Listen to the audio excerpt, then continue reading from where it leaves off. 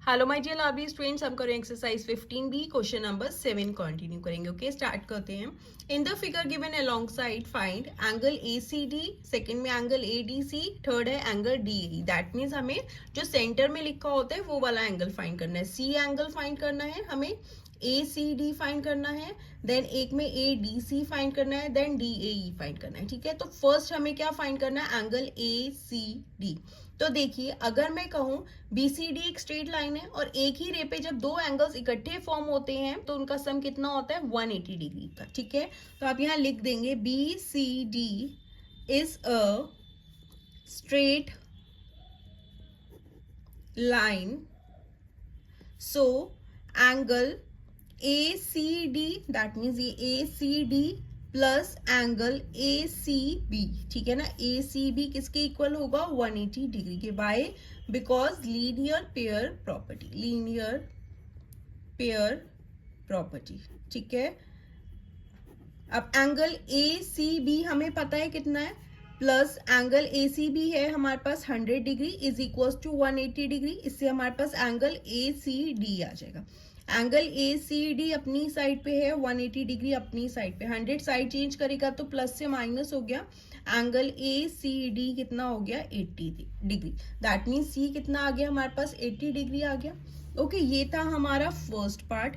अब सेकंड में हमसे कौन सा एंगल पूछा है, angle ADC, that means ADC। अब देखो, अगर हम ट्रायंगल ये देखें ACD, तो ये ट्रायंगल है और हमें पता है ट्रायंगल के तीनों एंगल्स का सम किसके इक्वल होता है, 180 डिग्री के। तो उससे हमारे पास एंगल ADC आ जाएगा। ओके, आप यहाँ लिख देंगे in triangle ACD angle A plus angle C plus angle D is equals to 180 degree.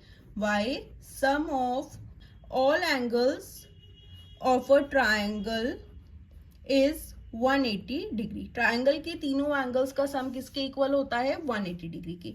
ए हमें गिवन है 50 डिग्री है, सी अभी हमने फाइंड किया 80 degree, plus angle D is equal to 180 degree. ठीक है, 80 एंड 50 कितना हो जाएगा, 130, 130 plus angle D is equal to 180, angle D is equal to 180। 130 जब साइड चेंज करेगा तो प्लस से माइनस हो जाएगा, तो एंगल डी कितना हो गया, 50 डिग्री। ठीक है, दैट मीन्स एंगल डी कितना आ गया हमारा, 50 डिग्री। अब देखो प्लस करके देख लो, 50 एंड 50 100 एंड 80 180। ट्रायंगल के तीनों एंगल्स का सम किसके इक्वल होना चाहिए, 180 के। That means angle ADC, angle ADC is equals to 50 degree. Okay, next है एंगल DAE। अब हमें कौन सा निकालना है, DAE, दैट मीन्स ये वाला एक्सटीरियर एंगल निकालना है। तो देखो, अगर हम मैं ट्रायंगल ले लूं, ये वाला पूरा, ये मैंने लिया है A और यहाँ पे है ये B और ये है D।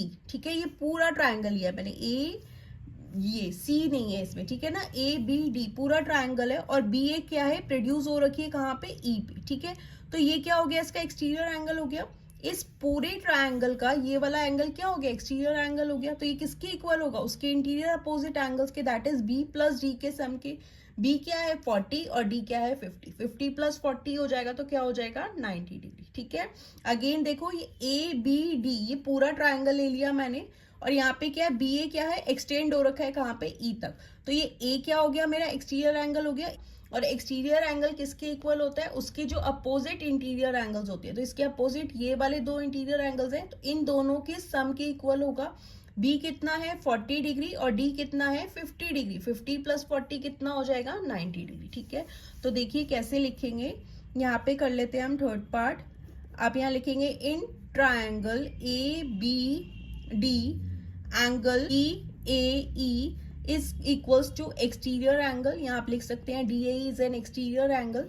ठीक है, सो यहाँ आप लिख देंगे we know that exterior angle is equals to sum of two interior opposite angles, two interior opposite angles. ठीक है, अब एक्सटीरियर एंगल कौन सा है यहाँ पे, angle DAE is equals to किसके इक्वल हो जाएगा, एंगल ABD।